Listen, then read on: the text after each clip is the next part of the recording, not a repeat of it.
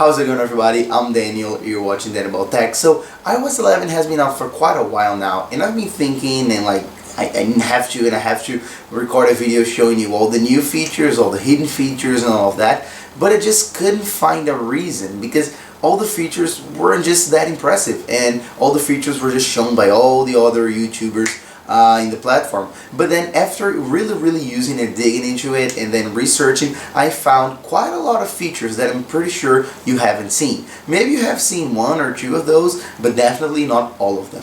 So let's get started with the iOS 11 really hidden features. Okay, so the first feature I want to show you is regarding the keyboard. It's actually a 2-in-1, so it's two features with just the keyboard. So let's just go ahead and get started. So I'm just going to launch the Notes app, and here have a random line of characters, okay, as you guys can see. Keep in mind that this works with any app that uses the keyboard. So Safari, Notes, Messages, WhatsApp, or anything like that. So I showed you in my previous video that you can actually force touch on the keyboard and then move the cursor anywhere you want. And then this is a much more precise way to choose where your character is. Okay, so that's pretty cool. But actually in iOS 11, what you can do is, if you just force touch, you will move. Okay, but if you force touch a little bit harder, you will select the string. Okay, that's pretty neat. So let's imagine you have actually the space, a word, space, a word, space, another word. Okay, so then you force touch and then you can just scrub. But then if you just want to select this piece, you force touch a little bit stronger and then you selected all that portion. So then you can just delete, for example. So that's pretty neat. And another thing that I really loved in iOS 11 is that you can actually hold here on your emoji thing where you select your language, and then you can actually put, left or right, and then you change the orientation of your keyboard. So let's imagine here I'm using my right hand, so I put right. So then my keyboard will move a little bit to the right, so then it's easier for me to type one-handed. So then I don't have to actually reach all those characters towards the left of my screen. So then I type much faster with the smaller keyboard, and then when I tap this arrow, everything comes back to normal. So that's pretty handy.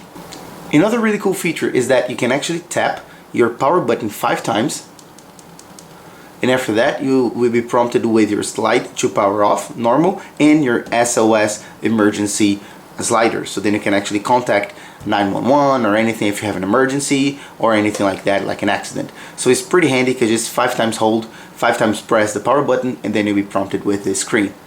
Another really awesome feature is that in iOS 11 we've got a QR code reader embedded with the camera app.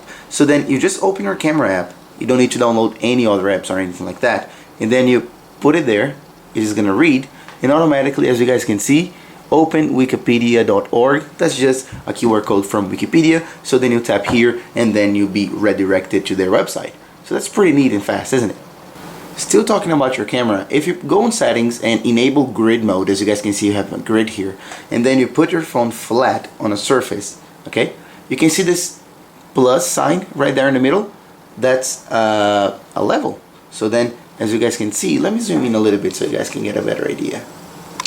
Okay, so this plus, as soon as you move your phone a little bit, the cross in the middle is gonna vary, showing you its level.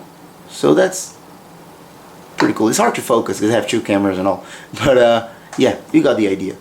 So as you guys can see, the 2 crosses right there, that's your level. So then you can see exactly if the table is leveled or anything like that. Again, not having the need to buy or to download a separate app.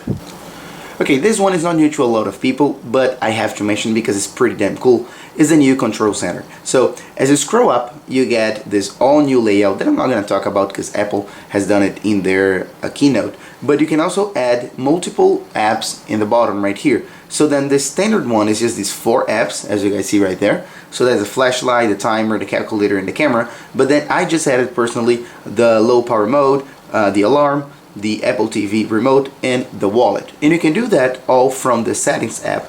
So then you can just go to the first page of settings and then control center and then customize controls, and here I have all the apps I have right now, and down there I have all the apps I can add.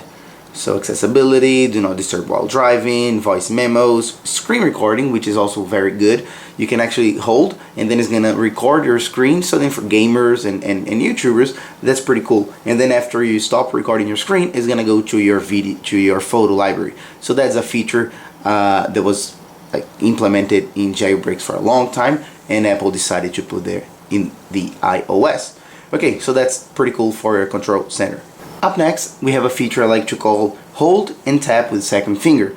And that's pretty cool for moving apps from your home screen. So all you have to do is hold on an app like you would normally move to a second screen or something. And then with the second finger, you can just tap on different apps. Okay, so here, Jesus, here, here, here. And then we have like a stack of 5 little apps. And then you can just move them to a second screen or anything like that in a very fast way. And then if you release, they are back to their position. We have also a new screenshot little feature. So if you take a screenshot of any part of your phone, you will have this little screenshot right there. So then you can just tap to open it up, make some edits, paint, erase, and do things like that if you want to edit, crop, or something. And right here you can easily share with through iMessage, mail, notes, WhatsApp, or anything. So that's pretty cool if you are in a social media and you want to share a photo through, let's say, WhatsApp or something, and then you can just very easily take a screenshot, click here, and then it's gonna share very fast. And after you're done with it, you hit done, and you can actually delete it right away, so you don't even have to keep using memory from your phone. So that's pretty good as well. And last but not least, talking about our Messages app, let's imagine we have 2 new effects. So let me just show you very quick. So then you say something like that, and then force touch on the send icon as always. But if you go to screen, we have 2 new effects, which are send with echo. So then you see those like loads of green bubbles, sorry, orange bubbles, and then you swipe right, and then you've got send with spotlight. So then just to give a more dramatic and emphasize your message.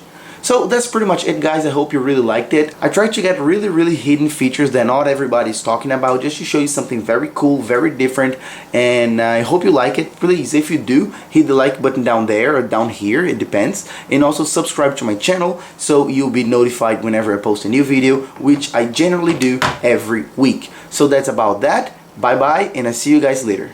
Cheers.